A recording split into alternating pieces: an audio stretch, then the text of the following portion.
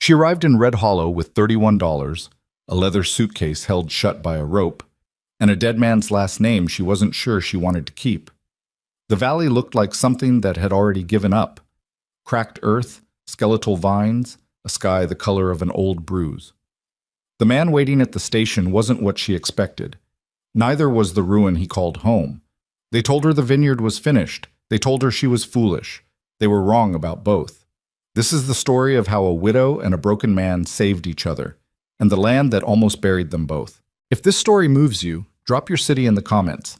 I want to see how far this one travels. Hit like, and stay with me until the very end. The stagecoach broke an axle 3 miles outside of town. Of course it did. Evelyn Hart sat on her trunk in the middle of a dirt road that wasn't much of a road, more of a suggestion left by wagon wheels in a previous decade, and looked out at the landscape around her with the particular expression of a woman who has stopped being surprised by bad luck, but hasn't quite made peace with it either. The trunk was old. The rope holding it shut was older. The dress she was wearing had been mended in 4 places and pressed that morning in the dark of a boarding house room she'd paid for with the last of what she'd had before Red Hollow money. She was 34 years old. She was tired in the specific way that went past the body and lived somewhere closer to the bone. And she was, by any reasonable accounting, completely alone. "Ain't far," said the driver, a sunburned man named Doyle, who had not apologized for the axle. He pointed vaguely eastward. "Maybe a mile and a half, 2 if you walk slow." "And my trunk?" "I'll send somebody back for it." "When?" He scratched the back of his neck. "Tomorrow, probably." Evelyn looked at the trunk. Inside it was everything she owned in the world. 3 dresses, 1 pair of boots that still held their shape, her sewing kit, a tin box of letters, and a folded advertisement cut from the back pages of a Tucson newspaper. She had read that advertisement so many times the paper had gone soft along the creases. Widower 38, rancher, Red Hollow Valley. Seeks capable woman of good character for companionship and partnership in household management. Will provide room, board, and fair wages pending mutual agreement. Respond to S. Mercer, Red Hollow, Arizona Territory. It wasn't romantic. She hadn't expected it to be. She'd answered it because she was practical, and practicality had become the only luxury she could still afford. She stood up, smoothed her skirt, and picked up the smaller of her 2 bags. "I'll walk," she said. The valley opened up around her gradually, the way a disappointment usually does, slowly enough that you almost convince yourself it isn't as bad as it looks, and then all at once you understand that it's actually worse. Red Hollow sat in a natural depression between 2 long ridge lines of red sandstone, and in another life, or so she imagined, it might have been beautiful. The stone caught the afternoon light and threw it back amber and rust, and there were cottonwood trees along what she guessed was a dry creek bed, their leaves gone yellow and trembling in the wind. But the valley floor itself was the kind of brown that doesn't come from good dry earth. It came from exhaustion, from land that had been asked for too much, for too long, and had quietly stopped answering. She passed a farm on her left that looked abandoned, then another that wasn't abandoned but might as well have been. The fence post leaning, the gate hanging open, a thin dog watching her from the porch without enough energy to bark. The town itself, when she reached it, was maybe 24 buildings along a single main street, half of them with the particular look of structures that had stopped believing anyone would fix them. A dry goods store, a livery, a squat building with a hand-painted sign that said tavern in letters that had faded to almost nothing, a post office the size of a generous closet, a church with a cracked bell visible through the open belfry. There were people. Not many. A woman beating a rug in a cloud of red dust, 2 old men on a bench in front of the tavern who stopped talking when Evelyn walked past and didn't start again until she was 10 steps beyond them. A boy of about 12 running with a stick for no apparent reason, the universal occupation of boys everywhere. She found the general store and pushed open the door. It smelled of tobacco and lard and the particular sweetness of dried fruit, and behind the counter stood a heavy-set woman in her 50s with reading spectacles pushed up into her hair and an expression that was not unfriendly but was thoroughly appraising. "Help you?"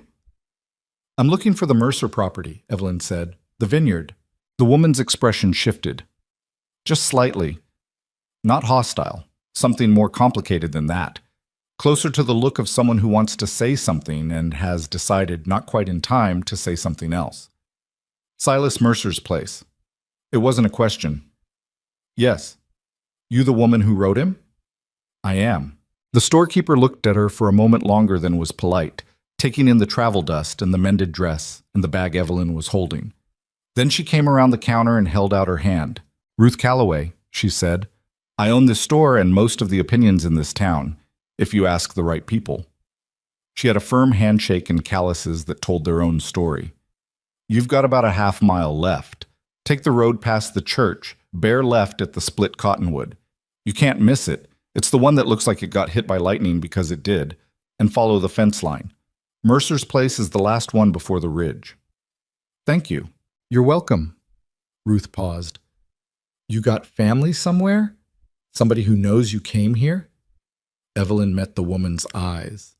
I have a sister in Ohio. We write sometimes. Ruth nodded slowly.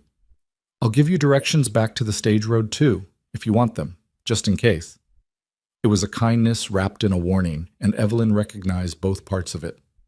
I appreciate that, she said, but I'll see the property first. She smelled it before she saw it. Not the rot. She'd expected rot, or at least neglect. What she hadn't expected was the ghost of something underneath, faint, complicated. The memory of fruit and warm earth that lingered in the air like a word not quite spoken.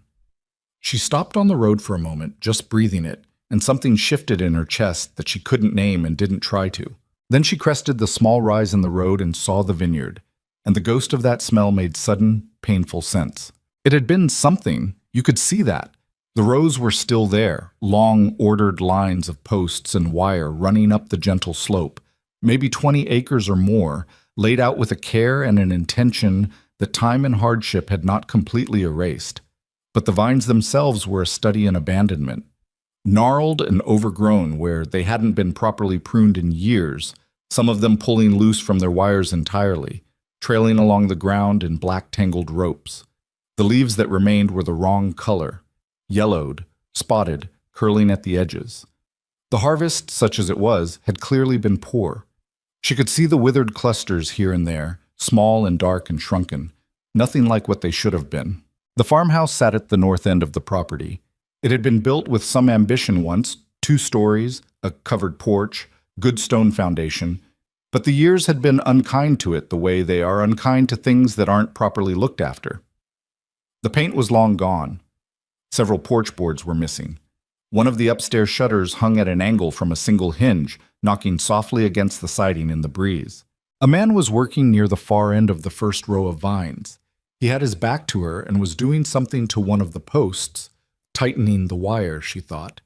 And he worked with the focused, economical movements of someone who has done physical labor long enough that it no longer requires thought.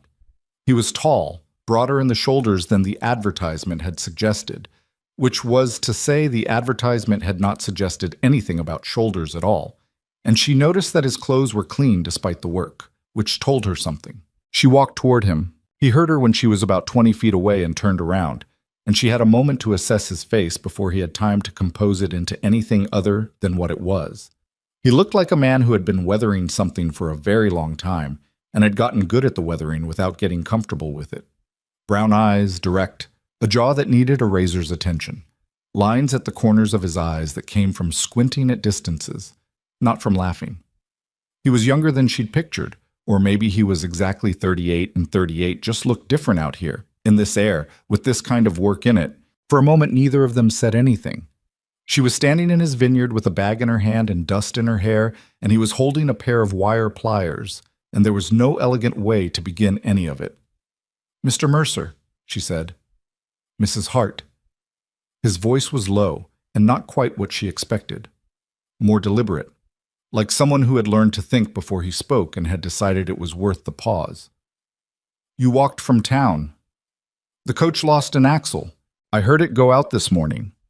Something moved through his expression, not quite guilt, but close to it. I should have come to meet you. You didn't know when I'd arrive. Still, he set down the pliers and wiped his hand on his trousers before extending it, an old-fashioned courtesy she appreciated more than she expected to. You had a long trip. I did. She shook his hand, firm, quick, neither of them lingering. The vineyard is bigger than I imagined. He looked out at it and she caught something in his profile. Not pride exactly, more like the expression of a man looking at a wound he's learned to describe without flinching. Was bigger in some ways. My father cleared 2 more acres on the east slope, but I let them go back. Couldn't keep up with all of it. Yourself? And 2 hired men who left last spring when I couldn't pay them. He said it flatly, without embarrassment, which she respected. It's just me now. She looked at the rows. The ruined ones and the ones that weren't ruined yet, and the ones somewhere in between. She did a rough count in her head. 20 acres? 18 that are planted, 12 that are worth talking about. And the other 6? There's talk, he said carefully, that the other 6 aren't worth saving. Whose talk? He looked at her then, direct, measuring. Everyone's, mostly. He showed her the house. She hadn't asked to see it immediately, but he offered, and she accepted because it was important information. What a man's house looked like when he'd been living alone in it told you considerably more about him than anything he might say. The kitchen was large and had once been well organized. She could see the ghost of that organization in the placement of hooks and shelves, but it had the current feel of a room that had given up on categories. Clean enough, he wasn't a man who let filth accumulate, but chaotic in a quiet way.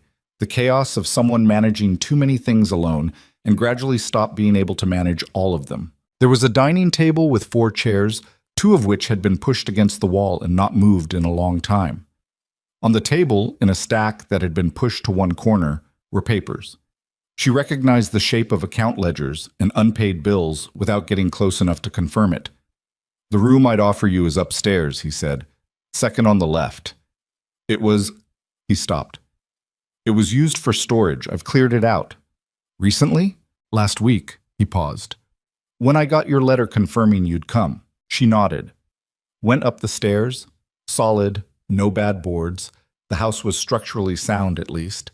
And found the room. It was small and square and had a window that looked out over the vineyard. The bed was an iron frame with a mattress that had clearly been beaten within an inch of its life, and then made up with sheets that had been washed and pressed. There was a small table, a basin and ewer, a hook on the back of the door. She set her bag down and stood at the window for a moment. From here she could see the whole of the property, the rows of vines running down the slope, the tool barn at the south end, the dry creek bed at the property's edge, the ridge beyond it catching the last of the afternoon light. She could see the damage clearly from up here, the pattern of it, the way it spread from the center outward, worst in some rows and better in others. She could also see, and she was honest enough with herself to admit this, that it wasn't hopeless. Not obviously, not to her eye. Damaged, yes. Neglected, struggling, but not dead. She knew the difference between a vine that was dying and a vine that had decided to stop trying, and those were not the same thing. She went back downstairs.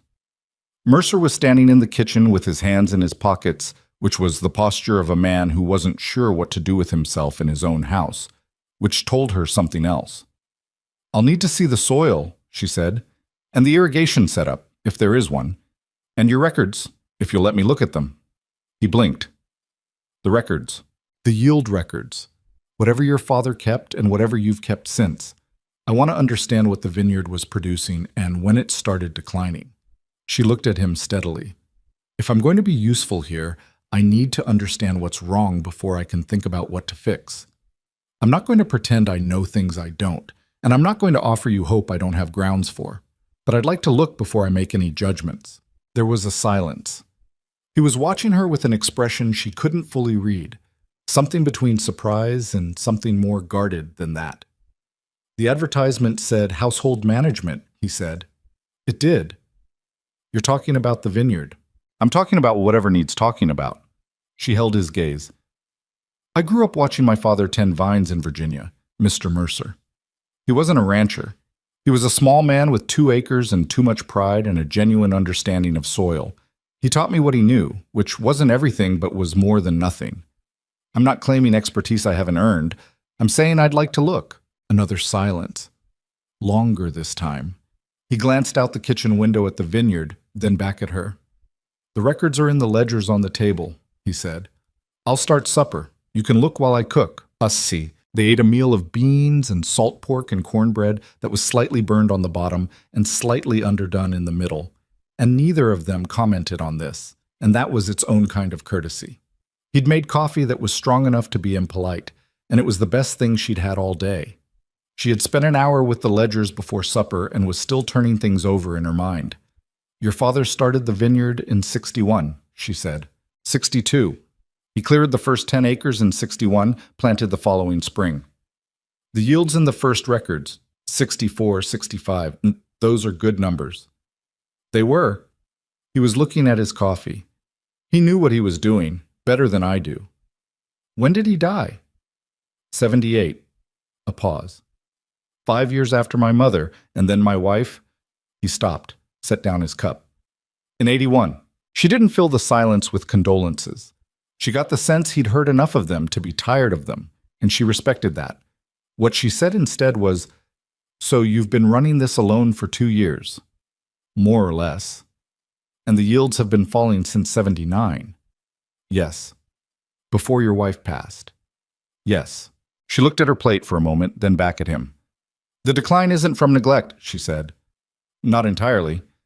The records show the yield starting to drop before you were short-handed.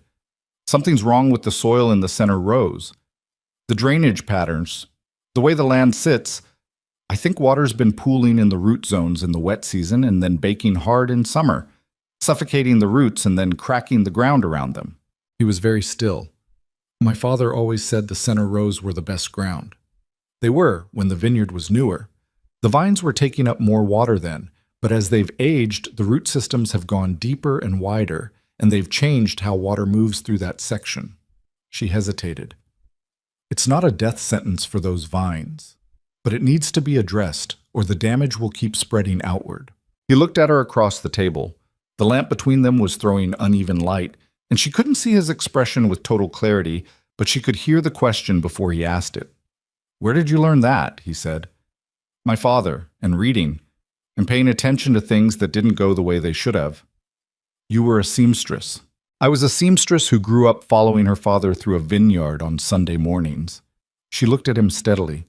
People are more than one thing, Mr. Mercer, most of the time. Totsen. She met the town 3 days later, though met was perhaps too gentle a word for it. It was more of a mutual assessment conducted in the aisles of Ruth Calloway's store, where Evelyn had gone for thread and salt, and where she found 4 women who had apparently arrived at the same time by pure coincidence and were now positioned with the systematic randomness of people who had planned this. The eldest of them was a woman named Clara Prentice, who was maybe 60, and had the bearing of someone who had opinions about everything and considered the having of them a public service. You're Mercer's woman, Clara said, not unkindly, just with the bluntness of someone who had stopped framing things as questions a long time ago. I'm Mrs. Hart, Evelyn said. I'm working with Mr. Mercer. Working with him. Clara looked at the other women. One of them, younger, pretty in an angular way, wearing a dress considerably cleaner than the others, was looking at Evelyn with an expression that was a little too smooth to be casual. The vineyard, Evelyn clarified. The vineyard. Clara said it the way you say the name of something that's already passed. Well, that's a kindness to him, to call it that. I think there's more life in it than people are giving it credit for. Something moved around the circle of women. Not quite amusement. More like the expression of people who have been living with something long enough to have accepted it, encountering someone who hasn't. My husband tried to buy that land from Thomas Mercer in 76, said one of the other women, square-faced, practical-looking, with flower on her sleeve. For a fair price. Thomas said no, said the vineyard would outlast all of us. She shook her head. Well, Thomas may still be right, Evelyn said. You sound very sure, said the angular woman in the clean dress. Her name, Evelyn would learn later, was Margaret Colton, and she was the wife of the man who owned the land bordering the Mercer property to the east. For someone who's only been here 3 days. I'm not sure, Evelyn said. I'm willing. Those aren't the same thing, but sometimes willing is enough to get started. Ruth, behind her counter, made a small sound that might have been approval. She started in the center rows on a morning when the temperature dropped sharply overnight, and her breath showed in the air as she walked out before dawn with a lamp and a notebook and the worn leather boots that were holding on by force of habit and stubbornness. She needed to see the drainage channels, or the lack of them, in the early light, before the day's warmth complicated what the ground was trying to tell her. She was on her knees in the dirt between the 4th and 5th rows, pressing her fingers into the soil to test its compaction when she heard footsteps behind her and turned to find Silas Mercer standing at the end of the row with 2 cups of coffee. He looked at her kneeling in the dirt in the cold before sunrise without any particular expression. "Coffee," he said, and held out one of the cups. "Thank you." She took it, let the warmth seep into her palms. The soil here is compacted about 8 inches down. There's a hard pan layer that's stopping drainage. The roots are hitting it and turning sideways instead of going deeper. That's why the vines look like they're struggling from the roots up rather than from some external disease. He crouched down beside her, which she hadn't expected. He pressed his own fingers into the dirt, and she watched his face as he felt what she was talking about, the sudden resistance after the loose upper layer, the dense clay-like barrier below. "Damn," he said quietly. It wasn't an exclamation. It was the word of a man who has just understood something he should have understood a long time ago and is doing the math on what that means. "Your father probably didn't encounter this problem in the early years because the vines were younger and the roots were shallower," she said. "And when yields started dropping, he, and then you, assumed it was the vines themselves, not the soil. What do we do about it?" She sat back on her heels. "Break it up. Deep tillage in these center rows before the ground gets any harder. It's not simple work, and it's not fast. And then we need to cut channels to redirect the water flow during wet season so it doesn't pool here." She paused. "It'll take most of the winter to do properly. Just the 2 of us. I've looked at the work. It's manageable if we're consistent." She met his eyes. "I'm not asking you to take my word for any of this, Mr. Mercer. I'm asking you to watch what happens when we try it, and make your judgment from there." He was quiet for a moment, looking at the rows of struggling vines in the early light. "Silas," he said. "I'm sorry?" "My name." He looked at her, direct, a little uncomfortable the way people are when they make a small gesture and then immediately aren't sure about it. "Seems like you should use it if we're going to be working together like this." She nodded. "Evelyn," she said. He stood up, brushed the dirt from his knees, and looked out at the vineyard with the expression she was already beginning to recognize as his habitual one, that long, measuring look that contained something that could have been love if he hadn't been so careful not to call it that. "All right," he said. "Tell me where to start." Boom. They started in the 4th row because the damage was worse there, and Evelyn had a theory that a strategy should be tested hardest before it's trusted further. She borrowed a deep-tined plow blade from a neighboring property, negotiations conducted by Silas in that economy of words way he had, and they spent a week working it through the compacted layer, going down 18 inches in the worst sections, opening the earth up so it could breathe again and water could pass through. It was brutal work. The ground fought them. There were sections where the hard pan was so consolidated that the plow skipped and caught and had to be backed up and set again, and sections where rocks hid below the surface and the whole apparatus shuddered to a stop at the worst moment. By the 3rd day, Evelyn's hands were blistered in a way that made holding a fork at dinner an exercise in dignity, and she was holding the fork. "You don't have to do this part," Silas said on the 3rd evening, without looking up from his plate. The physical, "I know I don't have to," she said. "I'm doing it anyway." Silence. "Because?" he said. "Because it's my idea," she said. "If it doesn't work, I should have been part of the work that failed. That's how it should go." He looked at her then, and something shifted in his face that was too brief and too complicated to name, and he looked back at his plate. "Your hands," he said. "There's salve in the cupboard over the stove, the tin one." "I found it this morning," she said. "Good," he said. And that was the full extent of that conversation, but it meant more than it should have, and they both knew it, and neither of them said so. Mchin. The first person to come to the property and make trouble about it was a man named Roy Prentice, Clara's son, as it turned out, 35, with the build of a man who worked hard and the eyes of a man who had spent a long time thinking he knew more than he did. He arrived on a gray Saturday morning when Evelyn was working alone in the channel. She'd been cutting along the east side of the center section, and Silas was in town at the feed store. She heard the horse before she saw it and stood up. "You're the widow from back east," Roy said. He didn't get off his horse.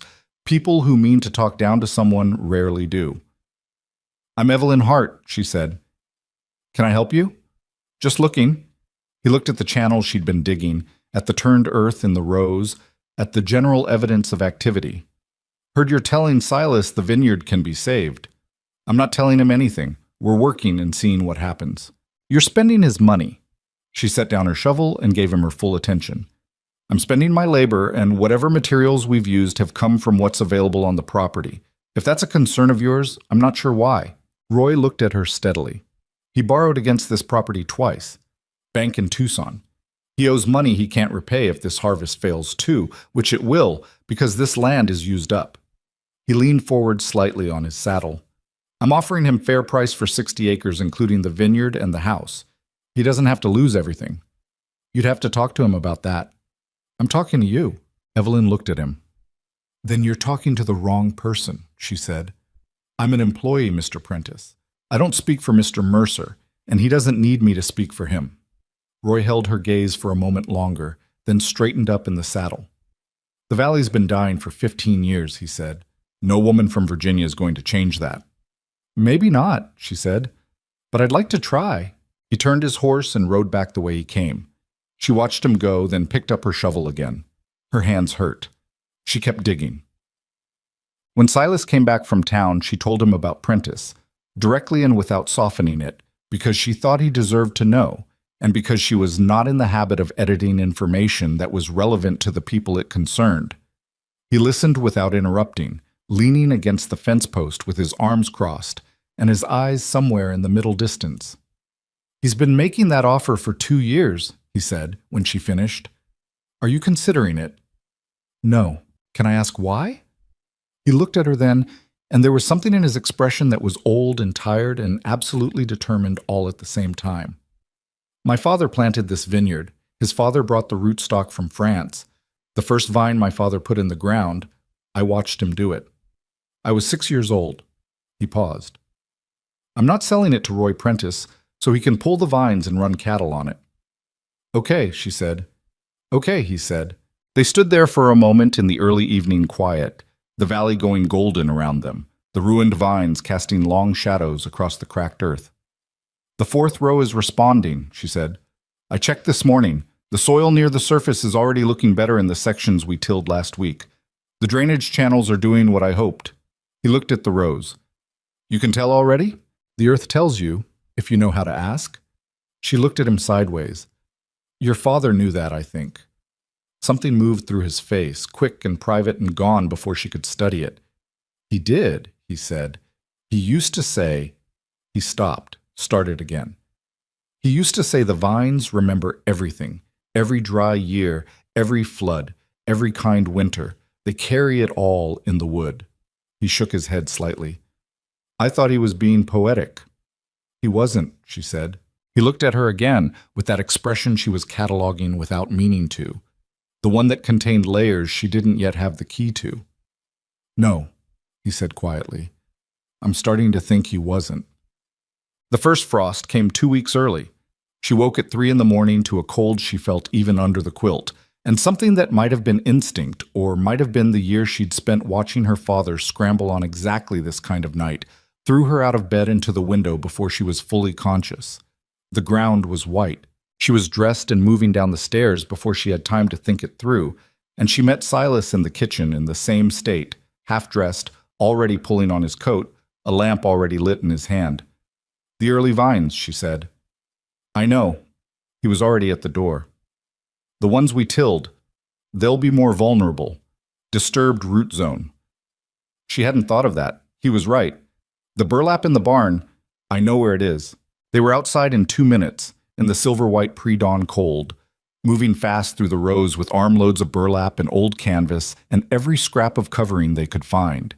It was the kind of cold that went into the ears and stayed there. Her fingers, already damaged from the blisters, screamed at the work, but she kept going, wrapping the cloth around the base of each vine, moving from one to the next, aware of Silas doing the same thing 20 feet away in the parallel row, both of them working without talking because there wasn't time and there wasn't anything to say. They covered 28 vines in the center rows before the cold made her hands stop working properly. "That's the worst of them," Silas said, appearing beside her. His breath came in clouds. He looked at her hands. "Go inside." "I'm fine." "Evelyn?" His voice was different, not softer exactly, more direct, like he'd dropped something he'd been carrying out of habit. "Go inside. I've got the rest of the east section. There's not enough cover material anyway." She looked at her hands. He was right. She went inside. She made coffee and stood at the kitchen window, watching him finish alone in the frost-white dark, and felt something she hadn't expected to feel, which was that this man, this stubborn, quiet, careful man, was not as alone as he'd been when she arrived. And neither was she. And that fact sat in her chest like an ember that was too new and too fragile to name. When he came in, stamping the cold from his boots, she handed him a cup without speaking. He took it, stood at the window with her for a moment. "We'll know by morning," he said. "Yes," she said. They waited. The vines survived the frost. Not all of them. 3 in the east section that hadn't been covered in time came out of it with blackened tips and a stunned, brittle quality that Evelyn recognized as the look of something that had taken a hit and wasn't sure yet whether to keep going. But the center rows, the ones they'd wrapped in the dark at 3 in the morning with frozen hands and no conversation, those held. When the morning light came and burned the frost off the ground, she walked the rows alone before Silas was up and pressed her fingers to the wrapped bases, feeling for what was underneath and what she felt was alive. She didn't celebrate. She made a note in the small leather book she'd started keeping, the one she'd bought from Ruth Calloway's store with the last of her personal money, and she moved on to the next problem, because there was always a next problem, and celebrating before you'd earned it was a habit she'd broken herself of years ago, back when celebrating had still seemed like something available to her. Silas found her in the tool barn an hour later, inventorying what they had against what they needed. He looked at her face and seemed to read it correctly. "They made it," he said. It wasn't quite a question. "Most of them. Come look at the east section with me later. There are 3 I'm worried about.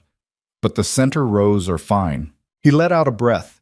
It was a small thing, barely audible, but in a man who held himself as carefully as Silas Mercer did, it was the equivalent of sitting down on the floor with relief. "All right," he said. "All right." "We got lucky with the timing," she said, because she wanted to be honest about that.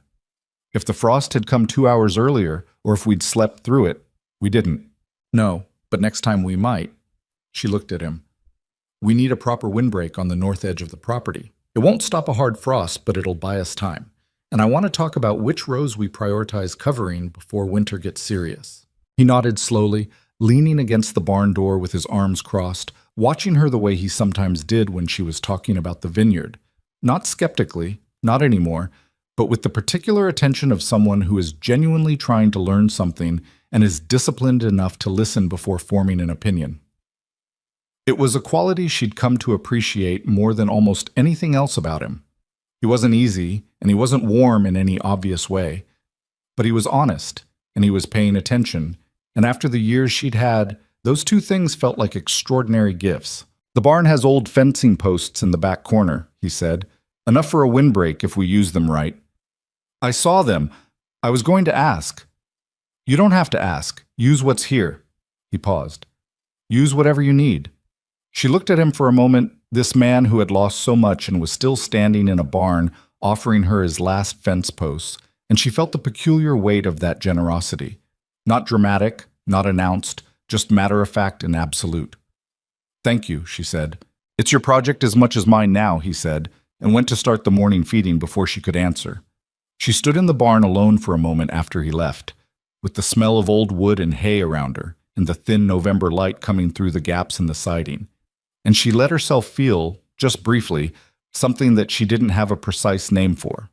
Then she picked up her notebook and went back to work. The town had been watching. She'd known that from the beginning. Red Hollow was the kind of small that made privacy theoretical, but in the weeks after the frost, the watching intensified. She felt it when she went to Calloway's store. She felt it at the post office, where the postmaster, a thin man named Abbott, took slightly too long to hand over mail and asked slightly too many questions about how things were going out at the Mercer place. She felt it most specifically one afternoon at the feed store, where she'd gone to arrange a delivery, and where she arrived to find two ranchers she recognized from church.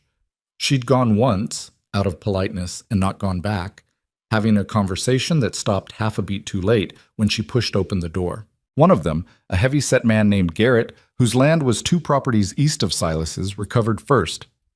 "Mrs. Hart," he said, with the particular cordiality of someone who has decided to be polite as a form of condescension. "How are things out at the vineyard?" "Improving," she said, and smiled pleasantly and went to the counter. She heard them resume behind her, lower, and she caught fragments she was meant to catch, dead land and winter, and the phrase "Silas ought to know better" delivered in a tone of sympathy that was really something else wearing sympathy's clothes. The feed store owner, a young man named Pete, who had the grateful, slightly overwhelmed air of someone new to a job they hadn't fully understood when they took it, processed her order quickly and didn't meet her eyes, which meant he'd heard and had decided comfort was too expensive to offer a stranger. She drove back to this property with the wagon and didn't mention any of it to Silas. He knew what the town thought. She could see him carry it, not heavily, not in any way that interfered with the work, but it was there, in the set of his jaw some mornings, and in the way he occasionally looked at the road as if checking for something he expected and didn't want. What she said that evening over a supper that was improving, she'd started cooking 4 days in and hadn't said anything about it, just appeared with something that was better than beans and salt pork, and he'd eaten it without comment and washed the plates. And that was the whole of that negotiation, was, "I want to talk about the approach to the South Rose." And they talked about the South Rose because there was work to be done and the work was real, and the work was something they could both hold on to. The South Rose were a different problem from the center. Not drainage. The ground there was higher and the soil looser, almost too loose, with a sandy quality that meant it dried out fast and held nutrients poorly. The vines there were thinner than they should have been, their growth pinched and meager, producing grapes that were small and low in sugar, even in a good year. Evelyn had been thinking about it for 2 weeks, and she'd come to a conclusion she wasn't entirely sure Silas would accept. "The rootstock in the South Rose is wrong for that soil," she said. "It was planted to match the center section, but it's a different ground entirely. Those vines will never produce well, no matter what we do to the soil, because they're not suited to it." Silas looked at her over his coffee cup. "They're 15 years old." "I know. My father planted those." "I know that too." She met his eyes. "I'm not telling you to pull them all, but I think 4 of those rows need to come out and be replanted with a hardier rootstock, something that can work with sandy, fast-draining soil instead of fighting it. If we don't, we're spending energy on vines that aren't going to give us anything." The silence that followed was the longest she'd produced in him so far. He sat with it, which was one of the things he did. He didn't fill silences out of discomfort. He let them run their course, and she'd learned to read the quality of them. This one was not angry. It was the silence of a man doing complicated grief math. 4 rows, he said finally. "Yes. That's a significant portion of the south section." "It is." He was quiet again. Then, "What would you replant with?" She told him, in detail, because he deserved the detail and because she'd been preparing to explain it for days. He listened without interrupting.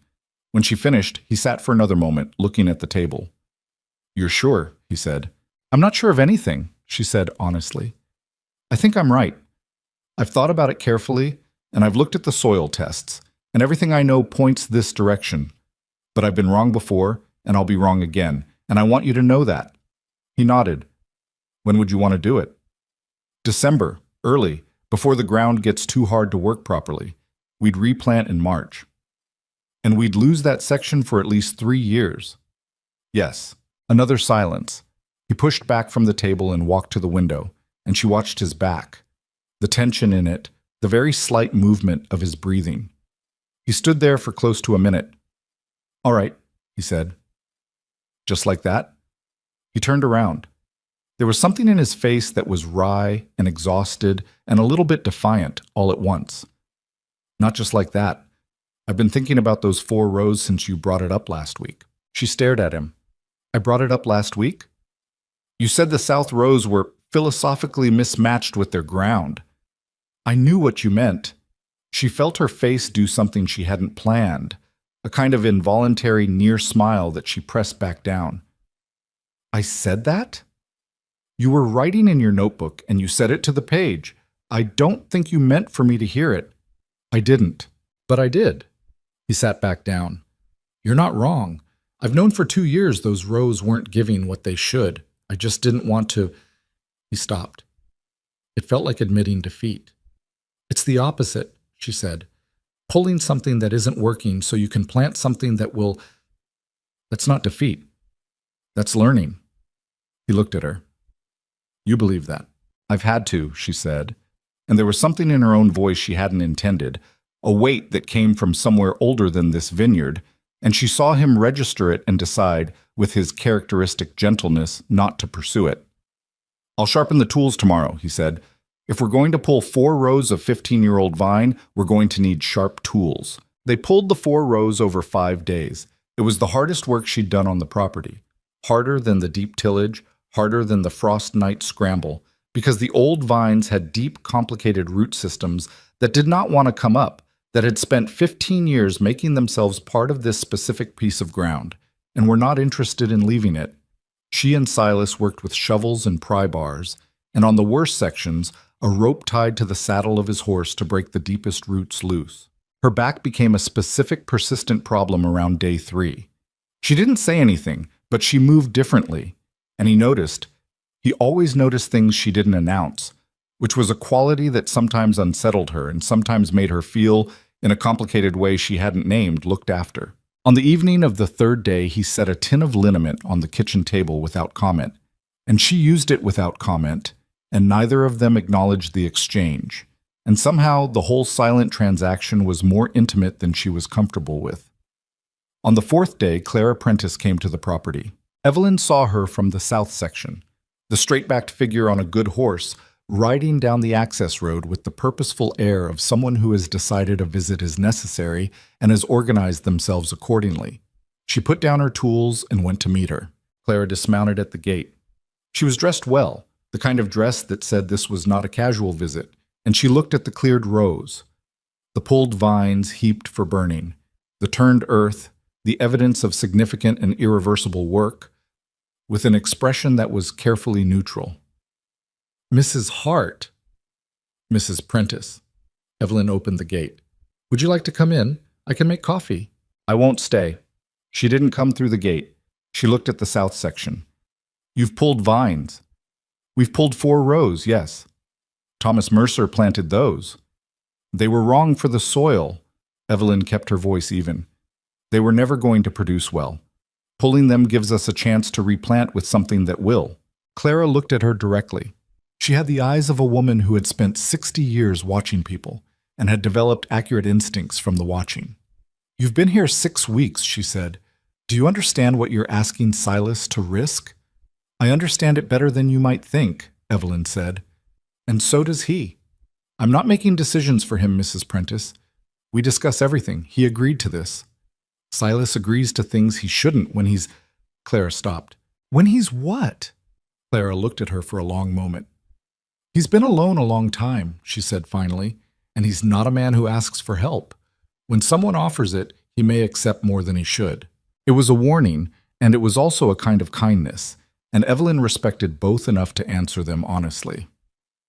I know what you're suggesting, she said, and I understand why, but I am not here to take advantage of a grieving man, Mrs. Prentice. I'm here to work. Every decision we've made, I've laid out the reasoning and the risks before we've agreed. He is not a man who can be led anywhere he doesn't choose to go, and I think you know that. Something shifted in Clara's expression. Not softness, exactly, but the slight relaxation of a woman who has delivered a message and found the recipient worthy of it. The Mercer family has been in this valley longer than most, Clara said. When Thomas built that house, he brought the stone up from the creek bed himself. She looked at the farmhouse, visible from the gate. This place matters to people here, even the ones who've given up on it. I know, Evelyn said. That's part of why I'm not willing to give up on it either. Clara held her gaze for another moment. Then she remounted her horse with the ease of a woman who'd been riding all her life. "The windbreak on the north fence," she said from the saddle. "My husband has a stand of young junipers he was going to clear from the east field. They might serve you better here." It was the last thing Evelyn had expected. She blinked. Yes, they would. "Thank you." "Don't thank me," Clara said. "Thank me if the vineyard survives the winter." And she turned her horse and rode back up the road, not looking back. Evelyn stood at the gate for a moment, watching her go. Then she went back to pulling vines, and she thought about the things that people express when they are not able or not willing to express them directly. The help that comes wrapped in warning, the caring that arrives wearing the face of criticism. She'd known that shape her whole life. She just hadn't expected to find it here, in this hard and dying valley, dressed in a good wool coat on a good horse. The tension with the town came to a head on a Friday in late November, in Ruth Calloway's store, which was beginning to feel like the stage on which all the important conversations of Red Hollow played out. Evelyn was there for flour and lamp oil when Roy Prentice came in behind her, and he was not alone. He had two men with him, whose names she didn't know, but whose stance she recognized. The particular loose readiness of men who have been told they might be needed. "Still at it," Roy said. Not to her. To the room, to Ruth behind the counter, to the general assembly of whoever was present. "Pulled half the south vines last week. You hear about that?" Ruth's expression didn't change. She was measuring flour, and she kept measuring. 4 rows, Evelyn said without turning around. "Not half. 15-year-old vines." Roy moved to the counter, positioning himself at Evelyn's left. "My mother told me. She went out to see for herself." He shook his head in the studied way of a man performing concern for an audience. "I don't know what Silas is thinking." "Then ask him," Evelyn said. She picked up her flour and looked at Ruth. "And the lamp oil, please." "See, the thing is," Roy said, and his voice had shifted, lower, more direct. The performance set aside for a moment. "Silas is a decent man. He's been through a hard time, and I'm not sure he's seeing clearly right now." She turned and looked at him. "I think you should say exactly what you mean, Mr. Prentice." He met her eyes.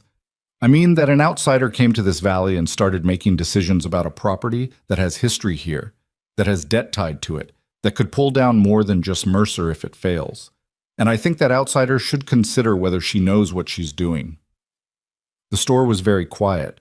Ruth had stopped measuring. "I know exactly what I'm doing," Evelyn said. "And I know that the offer you keep making Silas for this property would benefit you significantly. So I'd like you to think carefully about which of your concerns here are about Silas's welfare and which are about your own." Roy's jaw tightened. "I'm not your enemy," she said, and she meant it, which was what made it land differently than if she'd been performing reasonableness. "And I know this valley has been struggling, but giving up on the Mercer Vineyard before it's finished isn't rescue. It's just getting there first." She took her lamp oil from Ruth, paid for everything, and walked out. Her hands were steady. She was careful about that. She told Silas about the exchange that evening, the same way she'd told him about Roy's first visit, directly, without flourish. He listened. When she finished, he was quiet for longer than usual. "I should have been there," he said. "You weren't. I handled it." "I know you did." He looked at his hands on the table. "That's not what I mean." She looked at him. There was something in his posture that she read, with the accuracy she'd been developing, as not anger at her but anger at himself, at his own absence, at the situation that had made her face down Roy Prentice alone in Ruth Calloway's store. "It's all right, Silas." "It's not." He said it quietly, but with the kind of finality that told her he was done discussing it and would not be moved. "I'll talk to Roy." "You don't need to fight over me. It's not about you." He looked up. "It's about what's true. This is my property. These are my decisions. If Roy has something to say about it, he can say it to me." She held his gaze. "Fine," she said. "Fine," he said. And that was the whole of that conversation, too. What she noticed was that it felt different from the early weeks. Less like two people navigating a careful business arrangement and more like two people who had developed, without particularly planning to, something with weight to it. Something that had opinions about what happened to the other one. She noticed it, and she put it in a different part of her mind from the drainage channels and the soil tests and the replanting schedule, in the part where she kept things she wasn't ready to think about yet. December came in cold and mean. The wind off the ridge was constant and carrying, the kind that found the gaps in buildings and the gaps in clothing and the gaps between determination and endurance, and worked at all of them. They put up the windbreak on the north fence over 3 days, using the Prentice junipers that had arrived by wagon with no note attached, just the trees, just the gesture, and Evelyn had chosen not to make anything of it out loud and had felt something loosen in her chest that had been tight since Clara's visit. The work slowed in December the way work always slows in deep cold, not stopping, never quite stopping, but becoming more deliberate, more about protection than growth. They banked soil around the base of every vine they were keeping. They repaired the irrigation channels so they'd be ready in spring. They reinforced the barn roof in a section that had started to show weakness and would not have survived a heavy snowfall. One evening in the second week of December, they were working in the barn by lamplight. She was mending a harness, and he was repairing a section of fence rail. And she looked up from her work and said, without planning to, "What was her name?" He didn't look up immediately. He kept working for one more stroke of the plane. Then he set it down. "Anna," he said. The word sat between them in the quiet of the barn. "She grew up in Tucson," he said. "Her father was a doctor. She came out here knowing it would be hard and—" He stopped, started again.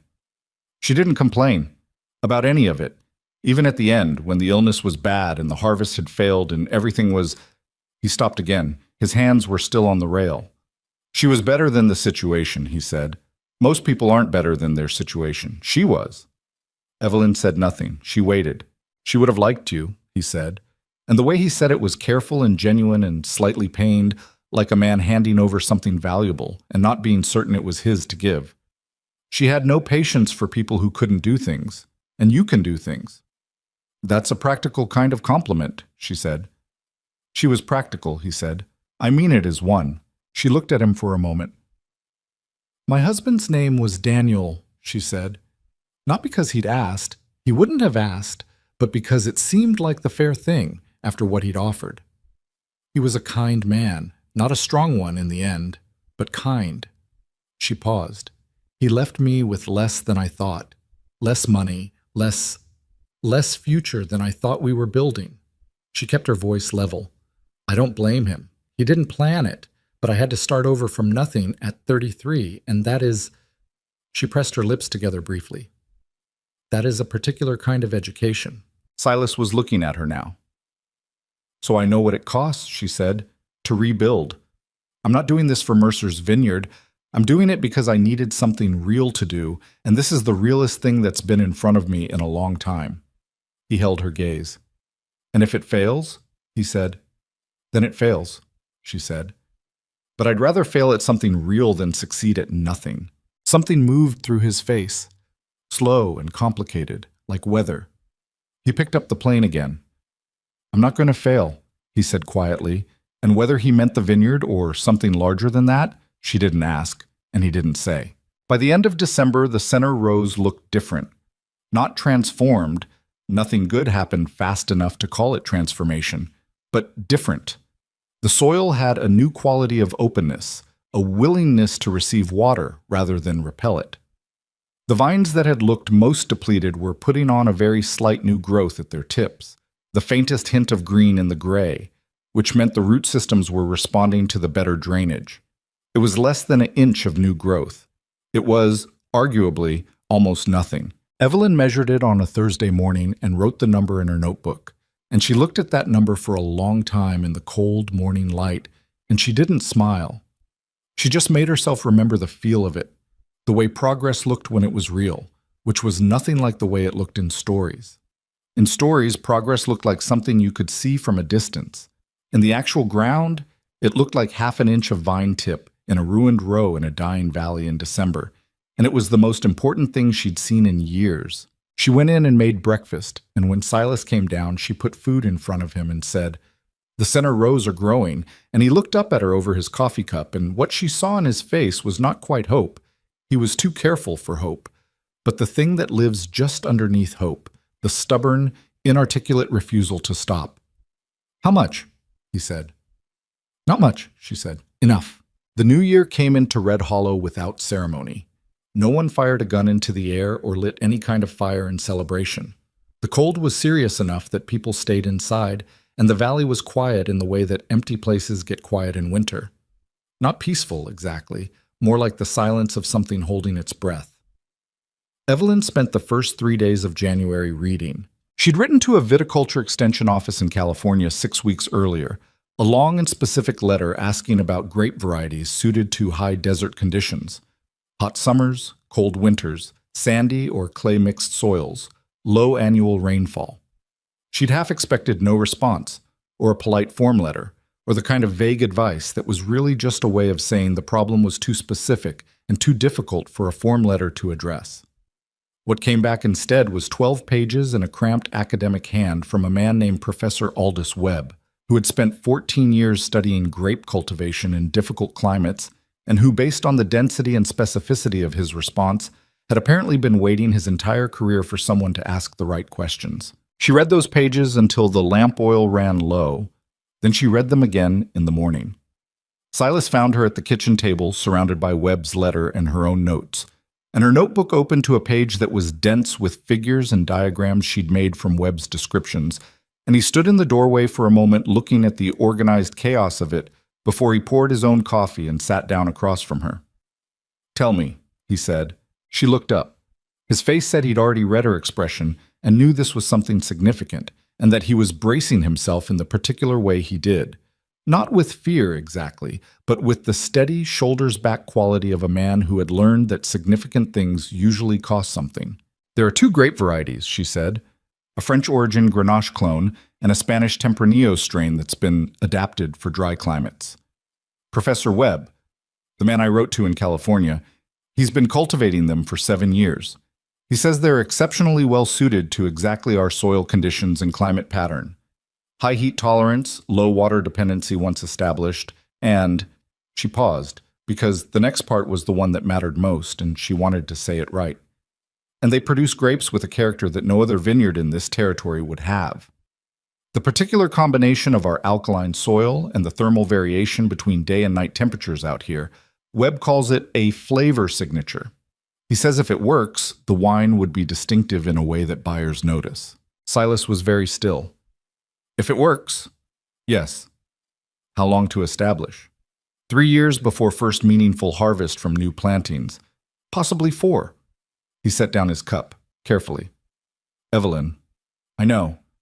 We have 18 months before the bank debt comes due. If this harvest, I know, Silas. I've done the math." She looked at him steadily. "I'm not suggesting we replace everything. The center rows, if they continue the recovery they've started, will produce a viable harvest this year. Not a great one, not enough to satisfy the debt on their own, but viable. And the replanted south rows, with the new rootstock, will start contributing in 2 years.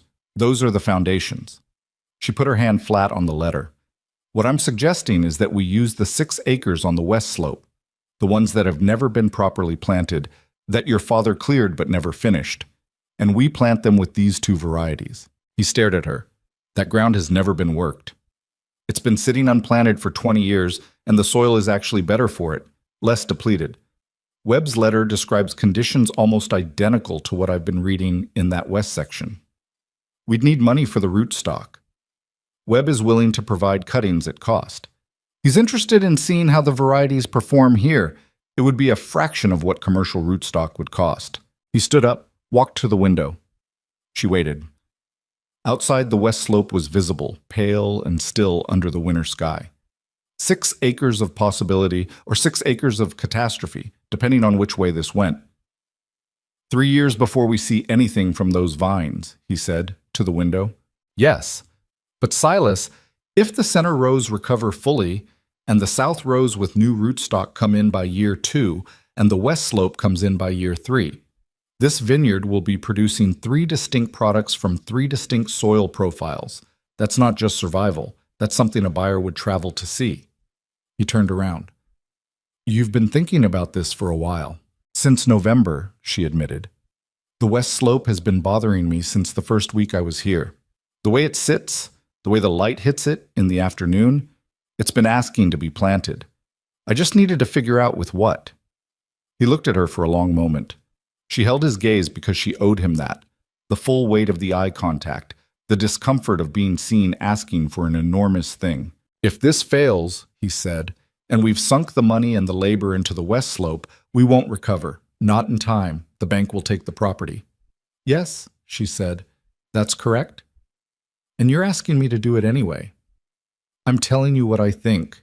What you decide is yours." She paused.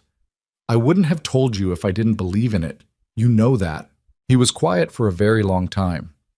She listened to the house settle around them in the cold, the small sounds of old wood and winter, and she thought about what it meant to ask a man to risk the last thing his family had built on the judgment of a woman who had been a stranger in October. "Write to Webb," Silas said finally. "Ask him what he'd need from us to send the cuttings by March." She let out a breath she'd been holding for 2 weeks. "All right. I'm not saying I'm certain," he said. "I'm saying I trust your reading of it. That's different." "I understand the difference," she said. He nodded once, picked up his coffee, and went out to start the morning work. She listened to his boots on the porch and then on the frozen ground, fading toward the barn, and she looked at Webb's letter and her own notes and the diagram she'd drawn of the West Slope's topography, and she felt the enormous, terrifying weight of being trusted with something this fragile, and she did not celebrate, and she did not pray, and she picked up her pen and began to write. The letter to Webb went out on a Tuesday. His response came back in 11 days, which was fast enough that she suspected he'd written it the same afternoon he received hers. He would send cuttings.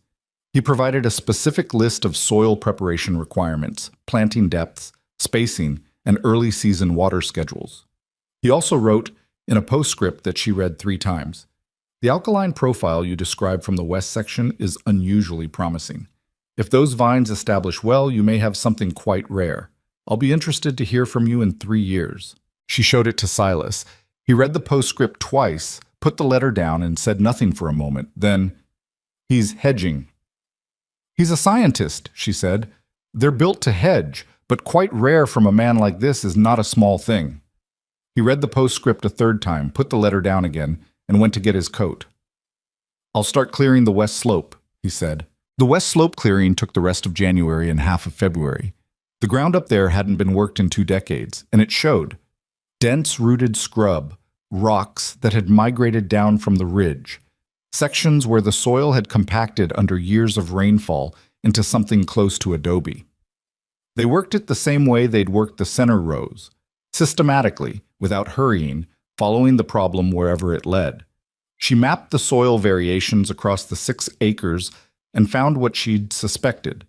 A natural gradient from sandier ground at the top of the slope to a richer, more complex mix at the bottom, which meant the 2 varieties could be planted in zones that played to each one's strengths. Silas worked without complaint. He worked hard in a way she'd stopped noticing as remarkable and had started to simply rely on, which she recognized as its own kind of danger, the way you start to rely on anything that consistently shows up. He also, she noticed, had started asking questions differently. In October, he'd asked questions to verify, to check her reasoning against his own sense of things. Now he asked questions to learn, which was a different posture entirely, the posture of someone who has decided to extend trust past the point where it's comfortable. "The zone demarcation," he said one afternoon, the 2 of them looking at the surveyor marks she'd made along the slope. "The Grenache in the upper section. Why not the Tempranillo there? The soil's thinner." The Tempranillo actually prefers the thinner soil for the first 2 years. It establishes more aggressively in lean conditions. The Grenache wants a little more to work with early on, even though it's drought-tolerant at maturity. He nodded, filed it. "And the drainage direction on the upper section runs north-northwest naturally. We don't need to channel it, just make sure we don't plant in the low point of that natural channel." She pointed. "Which is there. That section stays empty, or we put something there that doesn't mind wet feet." "Cover crop?" She looked at him. He'd come up with that on his own, and it was the right answer. "Yes. Webb mentioned clover for soil health between rows anyway. We could run a strip of it through that section." He looked at the slope with the expression she'd come to think of as his planning face, still slightly narrowed at the eyes. the jaw working very subtly like he was chewing on numbers. We'll need to build the trellis system before the cuttings arrive. I know, that's the bottleneck. How long do you think? 3 weeks if we work the west slope every day, longer if anything goes wrong. Everything goes wrong, he said, and it wasn't bitter. It was just the matter-of-fact observation of a man who had been farming in this valley long enough to take it as a given. We plan for 3 weeks and give ourselves 5. Good, she said. He glanced at her sideways, and she caught the corner of something in his expression that might have been amusement, brief and almost invisible, but there. You agree with me? You're right. Why wouldn't I agree? You usually have your own timeline. My timeline was 4 weeks. You beat me. The not-quite smile stayed for a moment. Then he looked back at the slope. I'll start cutting trellis posts tomorrow. The news that Silas Mercer was planting 6 new acres on the west slope reached Red Hollow in the way that news reached small towns, with a speed disproportionate to the actual speed of information and a level of detail that was mostly invention. By the time Roy Prentice heard it, the story had become that Evelyn Hart had convinced Silas to spend money he didn't have on grape varieties nobody had ever heard of, and that the whole operation was the last act of a man who'd given up on good sense. Roy came to the property on a Thursday morning. This time, Silas was there. Evelyn was working on the trellis layout in the west section when she heard the conversation start at the gate, and she kept working because it wasn't her conversation to manage, and because Silas had said he'd talk to Roy, and he was talking to Roy. But the slope was close enough to the access road that she couldn't help hearing the shape of it. Roy's voice was measured, reasonable. He had the tone of a man who has prepared his argument and is delivering it from a place of genuine conviction rather than malice, which made him more difficult than if he'd simply been hostile. She caught, bank schedule and no buyers in this territory for unusual varieties. And you've got a good woman helping you, but she doesn't know this market the way we do. Then Silas's voice, quieter, which meant she got less of it.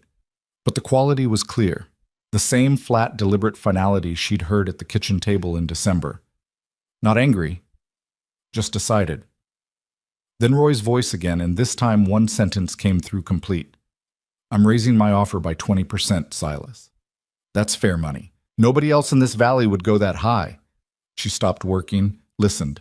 Silas's answer came through in full, because he said it at a normal volume, which was itself a kind of statement. I appreciate the offer, Roy. I'm not selling. A pause, then Roy. When the bank calls that note, then I'll deal with the bank, Silas said. Thank you for coming out. She heard the horse leave. She went back to work. 20 minutes later, Silas appeared at the top of the slope, and she didn't look up from the trellis wire she was measuring. He raised his offer, she said. I know. You heard. Some of it. She kept working. 20% more is significant. Yes, he said. Are you sure? He crouched down and picked up the other end of the wire she was measuring, holding it taut without being asked. I was sure in December when I agreed to the west slope. Today is just Roy confirming what he wants, which I already knew. He looked at the wire. Left corner of the post or center? Left, she said. Consistent with the other rows. Left it is. She marked the measurement and looked at him. He was already moving to the next post with the unself-conscious efficiency of a man who had accepted a situation completely and was now simply inside it, not looking back at the door. She thought about what it cost to be that kind of certain about something that wasn't certain at all, and she thought she understood it, because it was the same thing she had done when she'd bought the stage ticket to Red Hollow in September with $31 and a rope-tied trunk and every reasonable argument in the world against it. You just decide, she thought, and then you do the work. The cuttings arrived from California on the 4th of March, packed in damp burlap and straw, in 2 wooden crates, handled with the apologetic care of a freight delivery man who clearly had no idea what he was carrying, but understood it was important. Evelyn was at the freight office when the wagon came in, and she checked every cutting before she allowed them to be loaded onto their own wagon, pressing each one between her fingers, checking the viability of the wood, the condition of the bud eyes. 32 cuttings. Of those, she judged 28 viable, which was better than she'd hoped. 28, Silas said when she told him. It's enough for a first planting if we space them correctly. We'll take cuttings from these next winter for the second phase.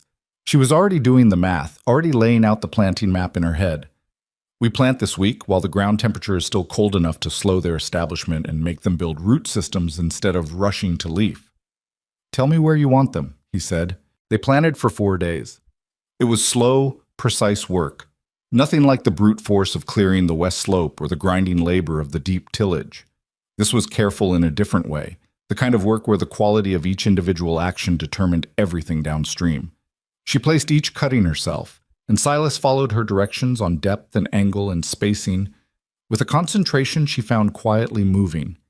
This man who had been doing physical work all his life, accepting instruction on a technicality he didn't know, without ego and without impatience. On the second day of planting, Margaret Colton came to the property, not on horseback this time, on foot, which meant she'd come from the east, from the Colton property, along the fence line. She was carrying something wrapped in cloth, and she stopped at the edge of the west slope and watched them work for a moment before Evelyn stood up and went to meet her. Margaret had the angular, careful prettiness that Evelyn remembered from Ruth's store in October, but she looked different up close and without the audience of the other women. Younger, less composed. She held out the wrapped cloth, and when Evelyn took it and peeled back a corner, it was a loaf of bread, still slightly warm. "My mother used to say you feed people who are doing hard work," Margaret said. Her voice was different than it had been in the store, less performed. "I don't know much about vines, but I know you've been out here since before dawn every day this week." Evelyn looked at her. "Thank you, Mrs. Colton." Margaret. She looked at the slope, at the rows of prepared ground and the small figures of the planted cuttings already in the ground. "My husband says this won't work." "He might be right," Evelyn said. Margaret looked at her with something that was close to surprise. "You're not going to argue?" "I don't know for certain that it will work. I think it will. I've done everything I know how to do to give it the best chance. But farming is farming. It does what it wants in the end." Margaret was quiet for a moment. "My husband wants to buy the water rights to the creek," she said, and it came out with the particular flatness of something that has been carried a long time and is being set down carefully. "If the vineyard fails and Silas sells, the water rights go with the property sale. James would move on buying them from Roy Prentice." She paused. "I'm not telling you this because James asked me to. He didn't." Evelyn was still. "Why are you telling me?" "Because it's information you should have." Margaret looked at her steadily. "And because I think—" She stopped, looked out at the slope. "My father had an orchard. We lost it when I was 12. To debt, to a bad winter, to a neighbor who got there first." Something moved through her face, old and specific. "I don't enjoy watching it happen to someone else." Evelyn held the warm bread in her hands and looked at this woman who had driven her husband's agenda in a store in October and was now standing on a cold hillside in March, offering the only thing she knew how to offer. "Tell me about the water rights," Evelyn said. "Everything you know." What Margaret told her changed the shape of the problem. The creek at the property's edge, the one Evelyn had assumed was merely a drainage feature, seasonal and unreliable, was actually a more significant water source than it appeared. In dry summers it ran low, but in 4 of the last 10 years it had run strong enough to supplement the irrigation in a way that would matter enormously to the kind of deep-rooted, drought-adapted vines she'd just planted.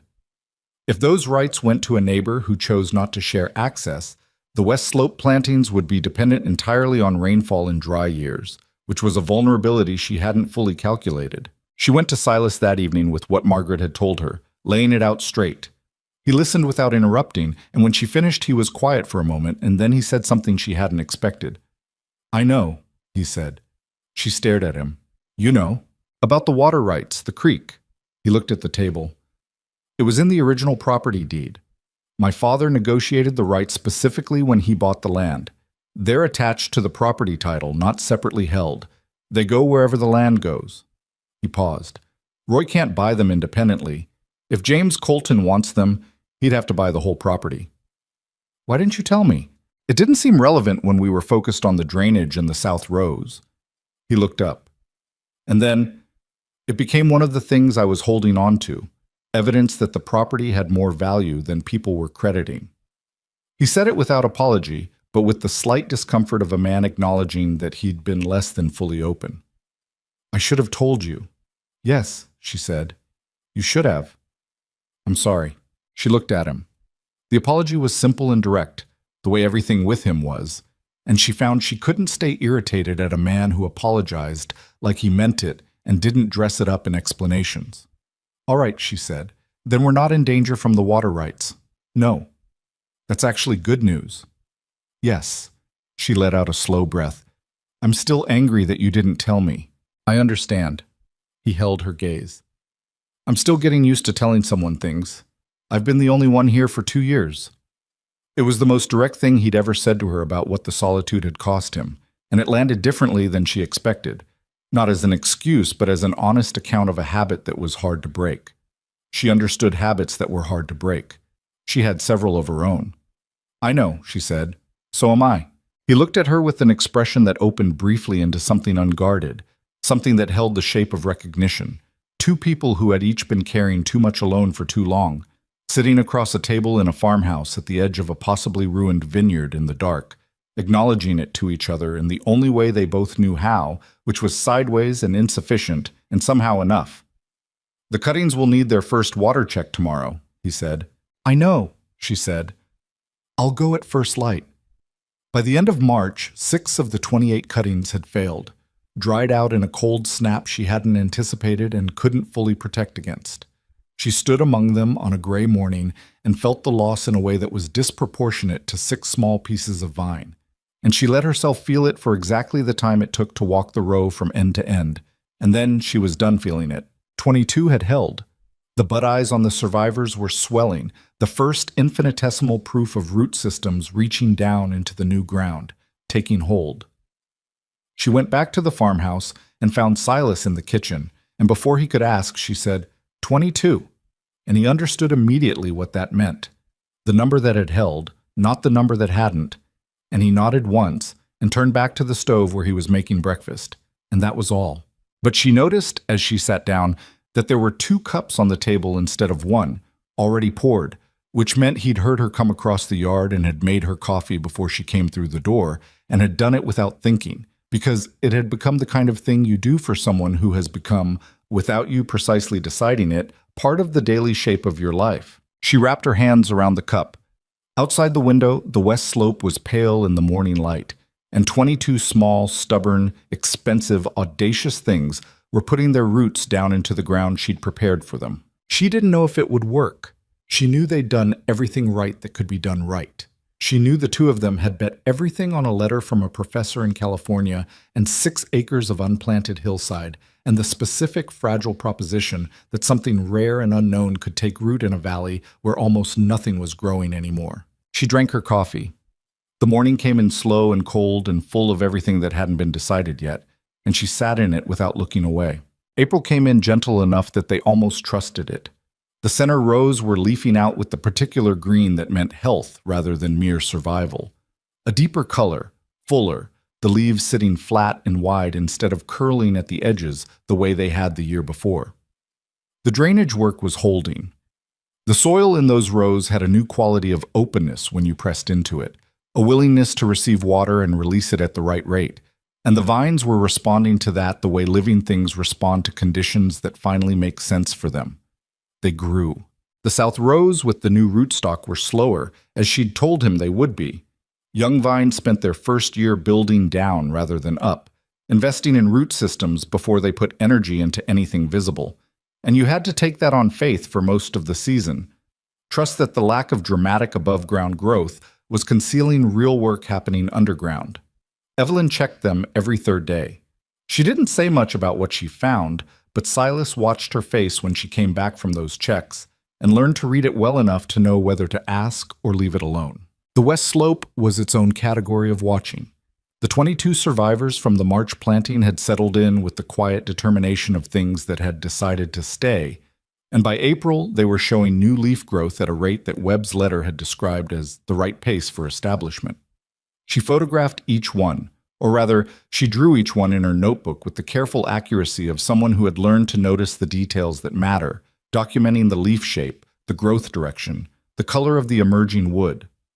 She sent Webb a written report in April and another in May, and his responses came back annotated with questions and observations that pushed her thinking in directions she hadn't gone yet, and the correspondence itself became a kind of education she hadn't expected when she'd first written to a stranger in California asking about unusual grapes. The first buyer visited in late May. His name was Terrence Hall, and he was the purchasing agent for a wine merchant out of Santa Fe, a man in his 40s with the particular combination of good boots and a cheap hat that said he spent his money on things that mattered to him and not on appearances.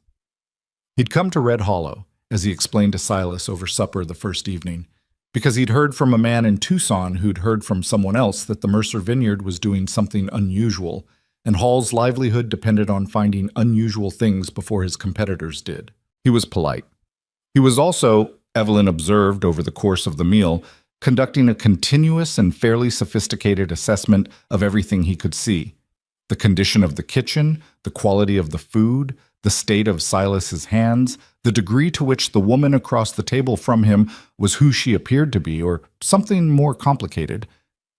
"Mrs. Hart," he said over the remains of the venison stew she'd made. "You're from Virginia originally?" "Yes." "And you have a background in viticulture?" "I have a background in paying attention," she said, "and a father who knew what he was doing in a vineyard." Hall looked at Silas. "And you're running this jointly?" Silas picked up his coffee. "Evelyn manages the vineyard," he said. "I manage the property." "That's an unusual arrangement." "It's working," Silas said, with the flat final quality that ended conversations he was done having. Hall took them through the center rows the next morning, walking slowly, looking at everything with a practiced eye. He paused at several vines, checked the leaf condition, looked at the soil, bent to examine the drainage channels with a thoroughness that told her he knew what he was looking at. He said very little. She had learned to distrust people who talked a lot during an inspection. The real ones went quiet and looked. At the south rows he crouched and examined the new rootstock with his fingers in the soil, and she waited. "Different variety from the center," he said. It wasn't a question. "Different rootstock, better suited to this ground." "When will you see first production?" "End of next year in a small way. Year after for meaningful volume." He stood up. "And the west slope?" She showed him. He walked the rows of the 22 cuttings without speaking, stopping at each one, examining the growth pattern, the leaf color, the way the young vines were establishing themselves in the prepared ground. He was quiet for so long that Silas, standing at the row's end, shot her a look that she answered with a small shake of her head. "Wait. Grenache and Tempranillo," Hall said finally. "Yes. In this soil and elevation." He turned to look at her. "Who told you to do this?" "A professor at a viticulture institution in California. And what I observed in the soil profile of this section compared to what I know those varieties need." Hall looked at the slope for another long moment. "I've been buying wine in this territory for 11 years, he said. "I have not seen these varieties planted here before." "No one has," she said, "because no one thought they'd work here." "Because no one tried," she said. Something shifted in Hall's expression. Not the professional neutrality he'd been maintaining, but a brief, genuine thing underneath it. "You won't have product from these vines for 2 years at earliest. 3, to be honest about it." He looked at the slope again, and she could see him doing the same kind of calculation she'd done in the kitchen in January, the math of risk and time and what something rare was worth if it worked. "I can't make a purchasing commitment on vines that haven't produced," he said. "I know that. But I'll come back," he said. "When the center rows harvest this fall, I'd like to see what you're working with." He looked at Silas. "I want to be clear. This is a preliminary interest, not a promise. I've seen promising vineyards fail before the harvest makes it to market." "So have I," Silas said. Hall nodded. "All right." He pulled a card from his coat pocket and handed it to Evelyn rather than Silas, which she noticed and which told her something about what he'd concluded from the morning. "Write to me before the harvest. I'll arrange to come." After he left, they stood at the gate and watched his horse until it reached the road, neither of them saying anything immediately. The morning was warm, and the center rows were catching the light in a way that showed off their new green, and the west slope was visible above them, small and improbable and alive. "He'll come back," Evelyn said. "You think so?" "He drove 2 days from Santa Fe on a rumor," she said, "and he spent 40 minutes on a slope of 2-year cuttings. He'll come back." Silas looked at the vineyard. "We have to make it to harvest first." She didn't answer that because they both knew what it contained. The bank debt, the timeline, the 4 months of summer between now and October when the center rows would either deliver or wouldn't. She'd been doing the arithmetic since January, and she knew what they needed from that harvest, and she knew it was possible, and she knew it was not guaranteed, and there was nothing more to say about it than that. The summer of 1884 was the hardest stretch of time Evelyn had spent on the property, and she had spent some genuinely hard time on the property. The heat arrived in June with a seriousness that went beyond ordinary summer, a dry, pressing, relentless heat that sat on the valley floor from dawn to midday and didn't lift until well after dark, and the soil in the center rows, which they'd worked so hard to open up, now threatened to dry out faster than the irrigation could compensate for. They irrigated by hand through the worst of it. There was no other way. The system of channels she'd designed was built for seasonal use, not for the sustained daily demand of a drought summer, and they had to supplement it with buckets and labor, walking the rows in the early morning before the heat became serious, and again in the evening when it backed off, checking soil moisture by feel, adjusting water distribution based on what each section of vine was telling them. It was grinding work. It was the kind of work that made every other kind of hard work she'd done on the property feel like preparation. Her hands, which had healed from the winter blisters, developed new ones. The boots that had been holding on by stubbornness finally gave up entirely in July, the left sole separating from the upper in a gap wide enough to let in the dirt of every row she walked. She kept wearing them and bound them with a strip of leather until she could get to town. Silas noticed the boots. Of course he did. He drove into Red Hollow on a Thursday morning without telling her why and came back with a pair of women's work boots that were not quite her size but were close enough to matter, and he set them on the kitchen table without comment and went to check the irrigation. She stood in the kitchen looking at the boots for a long moment. They were good boots. He'd spent money he didn't really have on good boots. She put them on and went back to work in the rows and didn't say anything about it, and he didn't bring it up. And somehow that was the most telling exchange they'd had since the night they'd sat up talking about Anna and Daniel in the lamplight, and it sat in her chest differently than she'd expected it to. The vines held through July. They looked terrible by the end of it. Stressed, the leaves showing the particular grayish-green of plants that are using everything they have just to stay alive. But they held. The fruit was setting, small, dense clusters, the kind of concentration that came from a vine that had been worked hard and was putting everything into what it was carrying rather than into growth. She'd seen that before, and she knew what it meant for the wine. It was often the stressed vintages, the ones that had fought for every drop of water, that produced the most interesting fruit. She didn't tell Silas that because it sounded like the kind of thing a person said to make a bad situation feel better, and she was committed to not doing that. What she told him in August, when the grapes were developing and the heat had finally begun to moderate, was the truth. The fruit is concentrating well. It won't be the volume we need for a good year, but the quality might be better than a good year. He looked at her. How much short on volume? 15% below what I'd projected in a normal summer. And the price per unit? If Hall or someone like him buys it, the quality will compensate.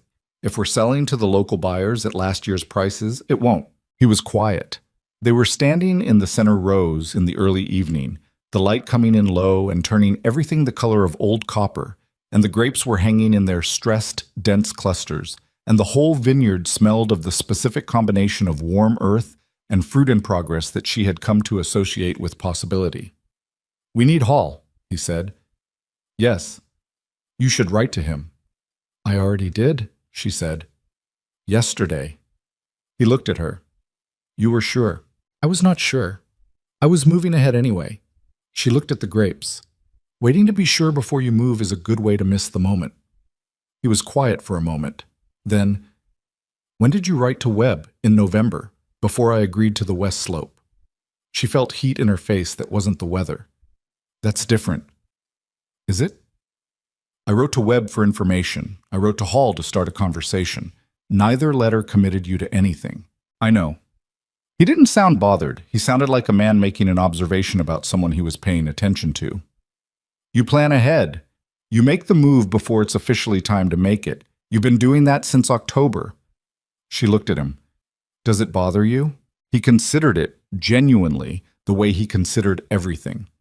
"No," he said. "No, it doesn't." I used to try to plan ahead before he stopped. I got out of the habit, too many plans that didn't survive the winter. He looked at the rose. You didn't get out of the habit. I almost did, she said. It took a while to pick it back up. He nodded slowly. I know how that goes. They stood there in the evening light among the stressed vines and the concentrating grapes, and the valley around them was quiet, and for a moment the weight of everything they were managing, the debt and the harvest and the west slope and the upcoming winter and all the things that were still uncertain, receded just far enough that she could feel, underneath it, the other thing. The thing she'd been putting in the separate part of her mind since January, the part marked not yet. She felt it, and she let herself feel it. And then the evening light shifted, and she looked away. I'm going to check the west slope before dark, she said. I'll start supper, he said. And they separated and went to their respective tasks, and neither of them said anything more. And the thing that hadn't been said sat between them in the space that was getting smaller every day. Hall wrote back in September. He would come for the harvest. He was bringing a colleague, a man named Driscoll, who represented a wine import company with offices in San Francisco and buyers in 3 eastern cities. Hall's letter was brief and professional and contained one sentence that she read 4 times. The description of your fruit development under drought stress is consistent with the kind of concentration I have been looking for in this region for several years. She read it to Silas at breakfast. He sat with it for a moment. 2 buyers, he said. Potentially. What does that change? It means we're not negotiating with one person who knows he's the only option, she said. It means we might have a conversation instead of a take it or leave it. Something shifted in his face. Not excitement. He was too careful for excitement, but something adjacent to it. A loosening of the set around his jaw that she recognized as the closest thing to hope he let himself express in daylight. How much of the harvest do we hold back, he asked. She'd taught him that. The idea of controlling supply, of not showing everything at once, of letting buyers understand that what they were seeing was a selection rather than the whole of it. A third, she said. I want them to see the best rows and know there's more they haven't seen yet. He nodded. All right. He looked at the table for a moment. Evelyn. Something in his voice made her look up. He had his hands around his coffee cup, and he was looking at the table, not at her, which meant he was about to say something that was difficult for him. Whatever happens with Hall and this Driscoll, he said carefully, whatever the harvest brings, you should know. He stopped, restarted. You came here in October with $30 and a plan for a vineyard you'd never seen, and he pressed his lips together briefly. What you've done here. It's not a small thing, regardless of how the rest of it goes. She held very still. Thank you, she said. I mean it as more than thanks, he said, and he looked up, and his eyes were direct the way they always were, but there was something else in them that usually wasn't there, something open and slightly undefended. I'm not good at this, saying things plainly when they're about... He gestured, which was not like him. This. I know, she said. Neither am I. Okay, he said. Okay, she said. And they finished breakfast and went to work. And the thing in the not yet part of her mind moved slightly, shifted its weight, made itself a little more present, and she let it. September brought its own disasters, because the land wasn't finished testing them yet. A section of the irrigation channel on the east side of the center rows collapsed after a brief but violent rain, the first significant rainfall since June, and took out water distribution to 6 rows for 3 days while they rebuilt it. She was in the channel up to her knees in mud at 6 in the morning, rerouting the flow by hand while Silas worked the collapsed section from above, and they were both covered in the particular red mud of red hollow soil that didn't come out of clothing easily and didn't care about that. The stone bracing, she said, handing him a flat rock from the pile they'd pulled from the creek bed. Left side first, then center. He took it. His hands were filthy, and one of them was bleeding from a cut he'd gotten from the channel wall's edge. Not seriously, but enough to notice. She'd noticed it 20 minutes ago and hadn't said anything because he hadn't said anything and because there was a channel to fix. The grapes in those 6 rows, he said. If we get flow restored by this afternoon, they'll be fine. Established vines can handle 3 days without irrigation in September. The soil retained enough from the rain. She looked at the repair work. They'll be fine. He looked at the cut on his hand, then back at the channel. All right, They had it rebuilt by noon. Not beautifully. It was a field repair, functional over elegant, with the particular improvised look of something built under pressure with whatever was available. She looked at it when they were done with the critical assessment of someone who knows it will need to be done properly in winter, but is grateful for what it is today. "It'll hold," Silas said. "Until November," she said. "November's enough." She looked at him.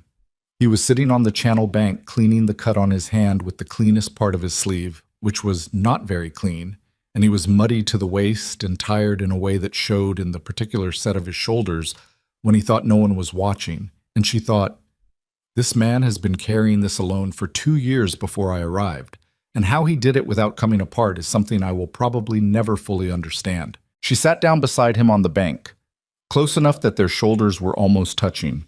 He looked at her, slightly surprised by the proximity, and she looked back at him with the flatness of someone who has decided something and is not going to explain it. "Let me look at that," she said, meaning the hand. He extended it. She looked at the cut.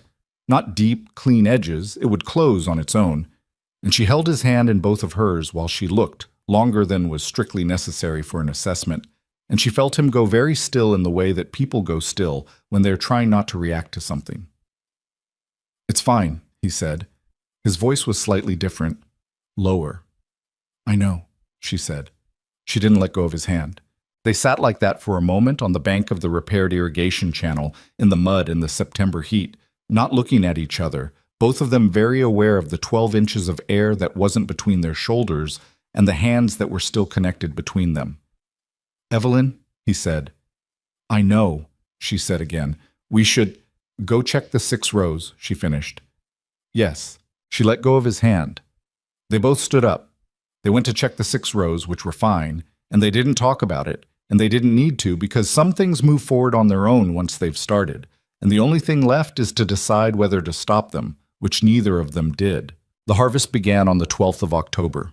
She set the date by tasting the grapes every morning for a week, pressing each one between her fingers and her tongue, checking the sugar content by the particular sweetness and the tannin development by the skin's quality when she chewed it, making judgment calls that could not be made by any instrument more precise than a person who knew what they were tasting and what it meant. She had learned this from her father in a Virginia vineyard when she was 9 years old, standing in the rows with purple stains on her dress, and she'd never had formal training in it, and she was not entirely certain she was right, and she started the harvest anyway. She and Silas harvested alone for the first 2 days.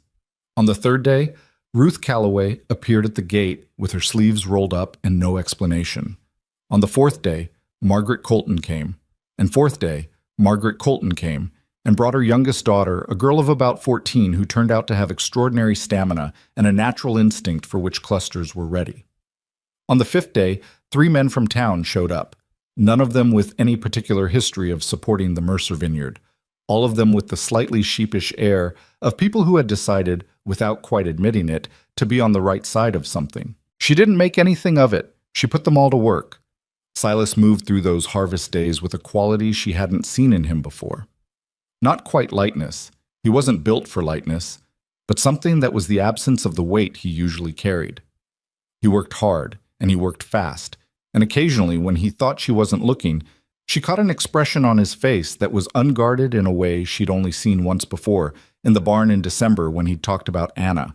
On the last evening of the harvest, when the last of the central section fruit was in and the equipment was being cleaned and the workers from town had gone home with the quiet satisfaction of people who had been useful, she stood at the end of the center rows in the last light and looked at what they had.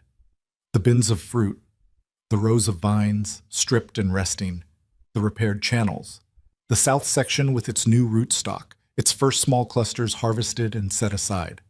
The west slope above, the 22 young vines still too young to produce but standing in their rows with the particular patient quality of things that are building towards something. She was bone-tired. She was 35 years old, and her boots were good ones, and her hands were stained purple from 10 days of harvest. And she had $31 when she arrived in this valley a year ago, and she didn't have $31 anymore, but she had something she valued more, which was the knowledge of what she was capable of when she was given something real to do. Silas came and stood beside her. Close this time, not the careful distance of the early months. He'd stopped maintaining that distance sometime in the summer, and neither of them had marked the exact moment.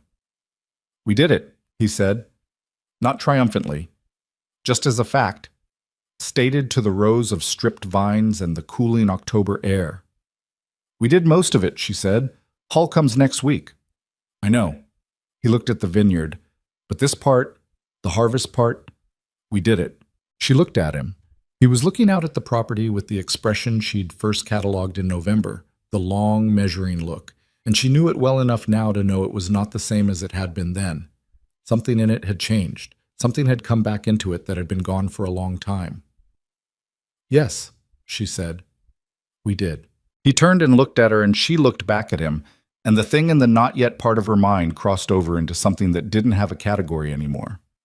"Evelyn," he said.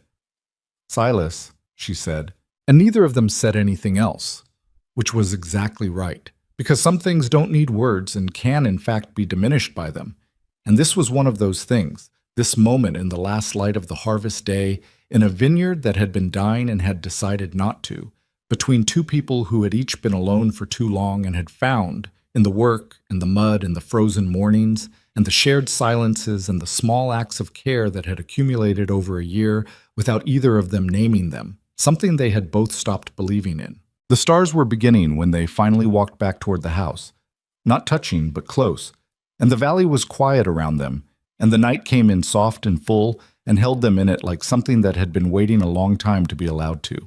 Terrence Hall arrived on a Tuesday with Driscoll in tow, and the first thing Evelyn noticed was that Driscoll was better dressed than Hall and asked worse questions, which told her immediately which of the two men actually understood wine and which one understood money.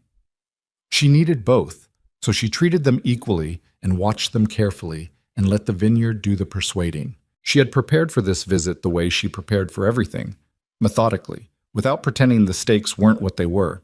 The harvested fruit from the center rows had been processed and was sitting in barrel, too young to be properly evaluated, but old enough to show its character to someone who knew how to read it at this stage.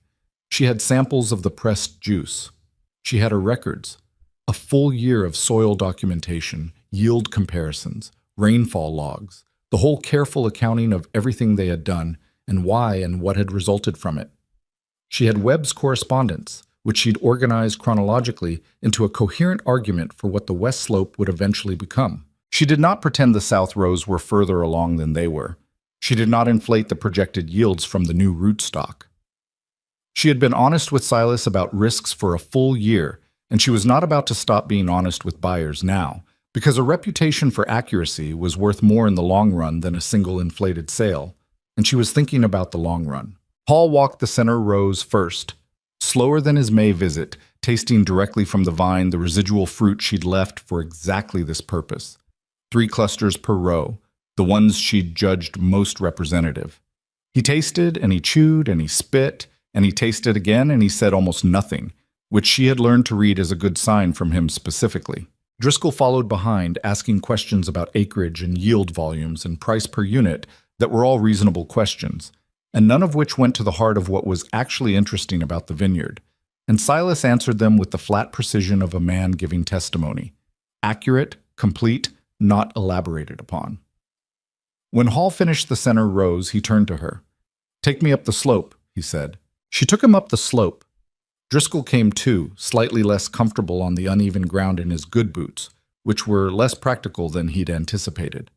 They walked the 22 young vines, and Hall crouched at each one with the same thoroughness he'd applied in May, and this time he brought out a small knife and took a thin sliver from a cane of the most developed Grenache, and held it up to the light and looked at the color of the wood. She waited. "The wood development on this one," he said, not quite to her, mostly to himself. He looked at the next vine, then the next. "The Tempranillo in the lower section is establishing faster than I expected. The soil drainage in the lower section is better than the upper," she said. "The Tempranillo is responding to it." He stood up, looked at the whole slope from the top of it, the way you look at something when you're trying to see its full shape instead of its parts. The valley spread below them, the center rows with their stripped, resting vines, the farmhouse, the tool barn, the dry creek bed catching the late morning light. "How many acres do you intend to expand to?" he said. She looked at him. That depends on what we're expanding toward. I mean in 5 years, if you had the capital. She'd thought about this. She'd been thinking about it since July, in the margins of the problem that was always more immediate. 30 acres total. The current 18 producing, the west slope at 6, and 6 more acres on the north ridge if the soil tests come back the way I expect. The north ridge. Paul turned to look at it. The ridge above the windbreak, the sandstone catching the afternoon light, the slope that ran east-facing, which meant morning sun and afternoon shade, which meant a slower ripening cycle, which meant different ripening window from the center rows, he said. 3 weeks different approximately, she said, which means we'd be harvesting in stages over almost a month, which distributes the labor and gives us more control over each section's quality. Paul looked at Driscoll. Driscoll was writing figures in a small notebook with the expression of a man doing arithmetic that is coming out better than expected. Let's talk about what you have now, Paul said. The center rows. This year's fruit. They went back to the farmhouse. Evelyn set out the samples she'd prepared. 6 small glasses, 2 from each zone of the center section, the pressed and partially fermented juice at different stages of development. Paul tasted each one in sequence, holding the glass up to the window light first, then nosing it, then tasting, then sitting with it. He took his time. She didn't rush him. Driscoll tasted after Hall and watched Hall's face while he did, which confirmed everything she'd suspected about which of them was leading this decision. Hall set down the last glass. He looked at the table for a moment. Then he looked at her. "What do you want for this harvest?" he said. She told him. She had the number prepared, not a number she'd arrived at emotionally, not a number designed to impress or to accommodate, but the number that came from calculating what they needed against what the fruit was worth, based on comparable quality from established vineyards in the territory, adjusted for the novelty premium that came with something genuinely unusual. It was a higher number than last year's buyers had paid. It was a number that, if Hall accepted it, would cover the bank payment with enough remaining to fund the second phase of South Row development and begin the North Ridge soil assessment. Driscoll looked up from his notebook. Hall didn't look at Driscoll. "That's a significant ask for a first-year recovery vintage," Hall said. "It's a fair number for this quality," she said. "You tasted it." "I did." He turned the empty glass slowly on the table. "I'll need a multi-year arrangement. Exclusive first purchase rights on the center rows for 3 years, with right of first refusal on the west slope when it produces." She felt Silas shift slightly beside her, and she knew, without looking at him, that he was waiting for her to answer, not because he'd abdicated the decision, but because he'd given her this negotiation completely and genuinely, and she was not going to waste it. "First purchase rights, yes," she said. "Exclusive, no. I won't lock us into exclusivity before we know what the west slope produces and what the market for it looks like. Right of first refusal on the west slope? Yes, I'll agree to that." Hall looked at her. Something moved in his expression that might have been respect and might have been the professional pleasure of dealing with someone who knew what they were doing. "The price you named?" "Yes." He was quiet for a moment, then, "I'll go 10% below your number for the first year, your number in year 2 if quality holds, and we renegotiate year 3 based on west slope development." She looked at him steadily. 5% below in year 1. A silence. Driscoll had stopped writing. 5%, Hall said, "and I want the right to bring Webb out here next spring to consult on the west slope development." She blinked. "You know Webb? I've bought from 2 vineyards," he's advised, Hall said. "He doesn't work with people whose instincts he doesn't trust." He looked at her. "He told me about your correspondence. That's partly why I'm here." She processed that. The 12 pages in cramped academic handwriting, the annotated responses to her monthly reports, the postscript that said "quite rare." Webb had been watching this from California and had apparently decided it was worth pointing a buyer toward, and had done it without telling her, and she felt something she couldn't quite categorize: gratitude and indignation and a profound, complicated fondness for a man she'd never met. "You can bring Webb," she said, "in the spring." Hall extended his hand across the table. "We have an agreement," he said. She shook it. Then Hall shook Silas's hand, and Driscoll shook both their hands, and figures were written on paper and signatures were made, and when it was done and Hall and Driscoll had gone to settle at the tavern before their return journey the next morning, the kitchen was very quiet. Silas sat at the table with the signed agreement in front of him. He'd been holding himself carefully through the negotiation. She'd felt it, the discipline of a man keeping himself still when he wanted very much not to be. And now some of that discipline had gone out of him. He looked at the paper. 5% below your number in year 1, he said. It's enough, she said. With the debt payment and the South Row work, it's tight, but it's enough. In year 2 is full price if the quality holds, which it will. She sat down across from him. The banknote, Silas. Do the math. He did. She watched him do it in his head, the way she'd watched him do calculations since the early winter. The slight movement at his jaw, the stillness of his eyes. Then the stillness broke, and he put both hands flat on the table. We're clear, he said. We're clear. He looked at her. For how long? If we hit the year 2 price, and the South Rows come in as projected, for several years, long enough to get the West Slope producing, long enough to assess the North Ridge, she paused. Long enough. He sat with that. The man who had been living in the shadow of that banknote for 2 years, who had been watching Roy Prentice circle the property with an offer that got higher every time because he could smell the desperation. That man was sitting at a kitchen table in October looking at a signed agreement that changed the shape of everything, and what was on his face was not triumph. It was the particular, quiet, almost bewildered expression of someone who had been braced for a blow for so long that the absence of it didn't feel like relief yet. It just felt different. Your father's vineyard, she said softly. He looked at her. His jaw was tight. Still here, she said.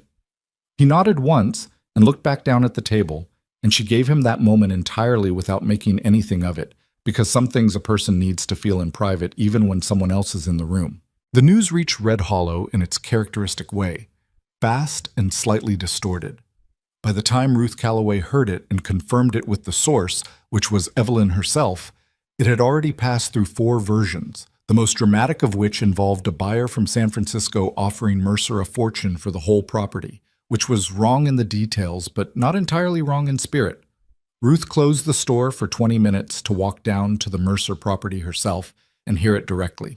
Hall, Ruth said, standing in the kitchen with a look on her face that was doing several things simultaneously. From Santa Fe. And his colleague from San Francisco, Evelyn said. Multi-year contract. Yes? Ruth was quiet for a moment.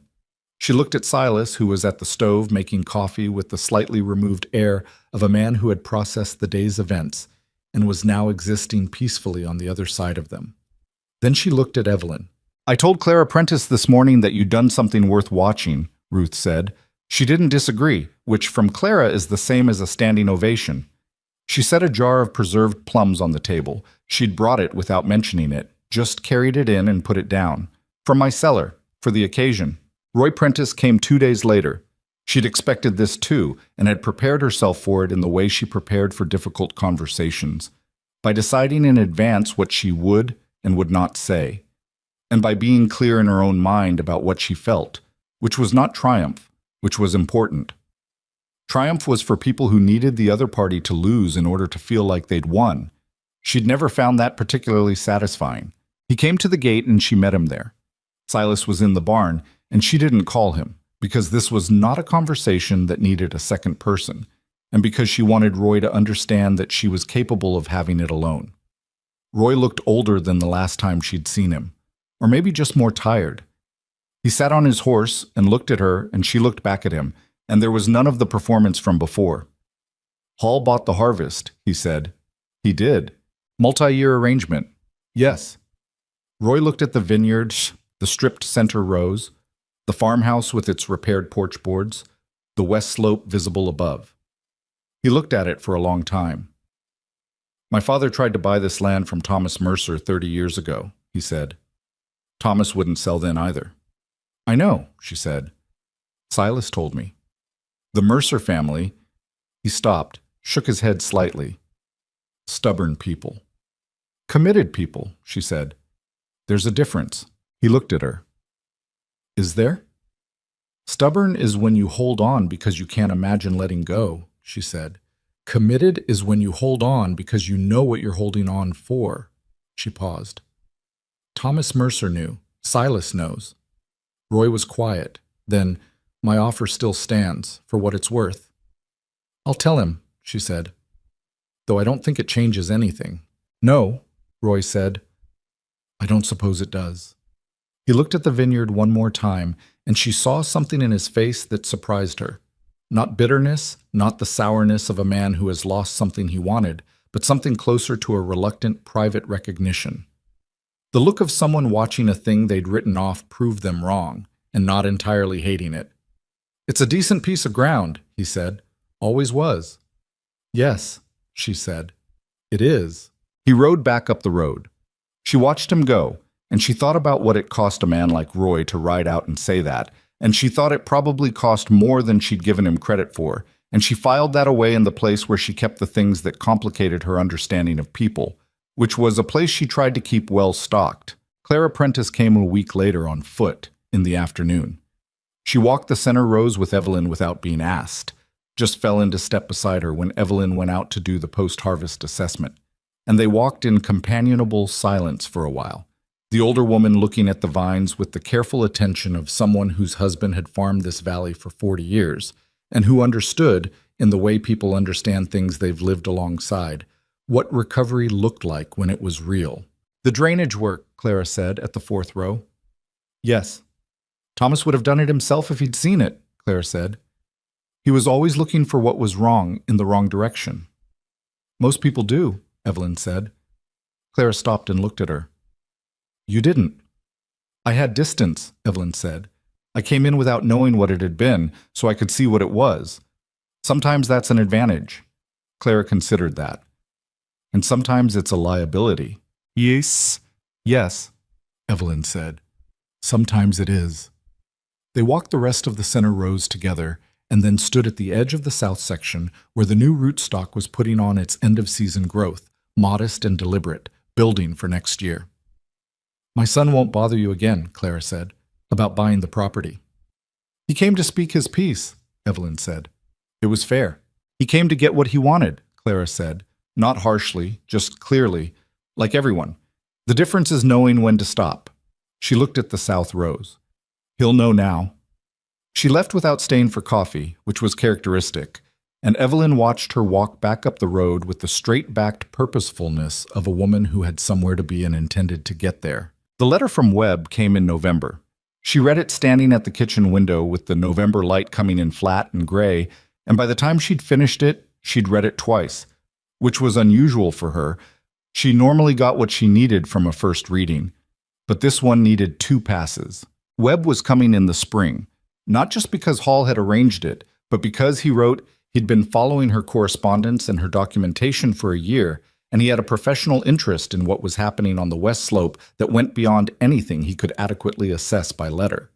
He was bringing a colleague who specialized in the particular Grenache clone she'd planted, and he wanted to spend 4 days on the property, and he would bring with him a proposal for a formal documentation study, a record of the west slope's development over 5 years, to be published in a viticulture journal if the results warranted it. If the results warranted it, he wrote, the Mercer Vineyard would be the first documented case of these varieties establishing successfully in the Arizona territory, and that documentation would travel considerably farther than Santa Fe.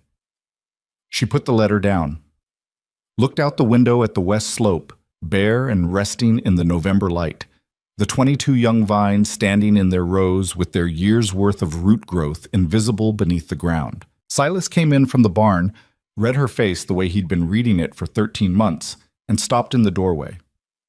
"Webb? He's coming in the spring." She handed him the letter. "Read the last paragraph." He read it.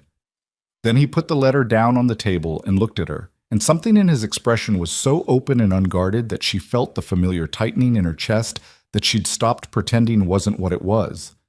"A journal," he said. "If it holds," she said. "If the vines develop the way we think they will."